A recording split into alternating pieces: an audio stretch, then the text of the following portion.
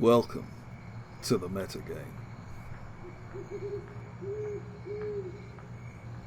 World of Warcraft is an indescribably beautiful game with brilliantly designed, immersive landscapes populated by diverse and fantastic races and beasts, rich lore and haunting hypnotic music.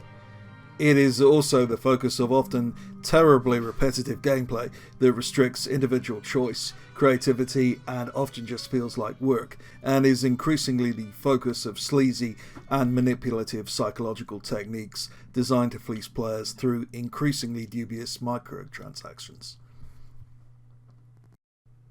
Many choose to exist within the world of Azeroth, but outside the narrative of the game's developers and the type of content they sanction.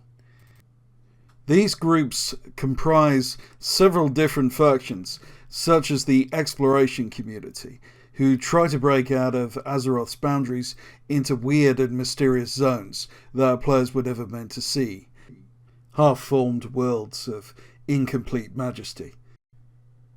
This group prides itself on discovery rather than attaining game advantages, and because of this the group is largely left to their own devices, if not exactly encouraged by Blizzard Entertainment.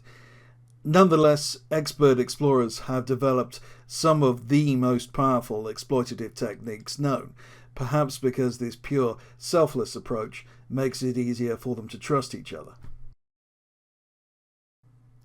A second group uses third-party hacking techniques to warp the fabric of the game in strange and mysterious ways.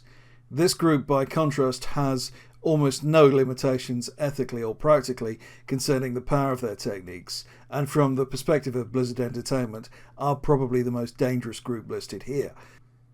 Blizzard often take legal action against these individuals. This group is highly sophisticated intellectually and, unlike other exploitation communities, generally knowledgeable about programming. The third group concerns players who do not utilize third-party hacks and work entirely within the code of the game, but bend or break that code and are not above taking advantage of loopholes in Blizzard's game for their own personal benefit. This group uses exploits rather than hacks. A fourth group uses glitches purely for speedrunning purposes. They're part of the wider speedrunning community that's become an incredibly popular phenomenon on the internet recently. On this channel, I cover all of these things. But although I have a good knowledge of exploration and a working knowledge of third-party hacks, I choose to focus on exploits, which is primarily the manipulation of in-game items or functions to create unintended effects. I do not use third-party programming tools for my own play. While I have no objection to this, for me I draw great personal pride in beating the game as it is presented to the player.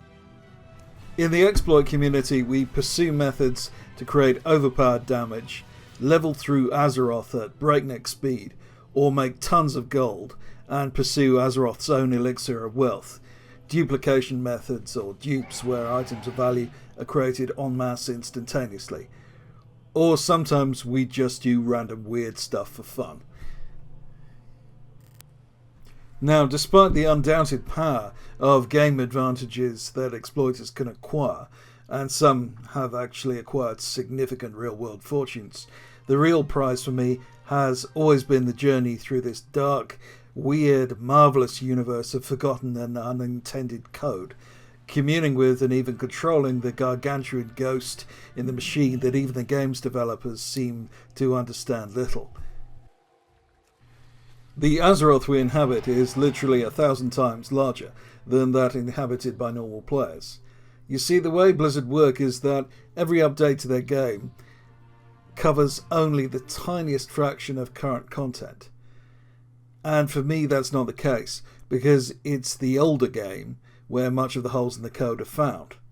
From one day to the next, I could be finding game-breaking exploits in code that was written last month or 10 years ago, from the frozen wastes of Northrend to the fell-infested Broken Isles, from the Burning Crusade to the Battle for Azeroth.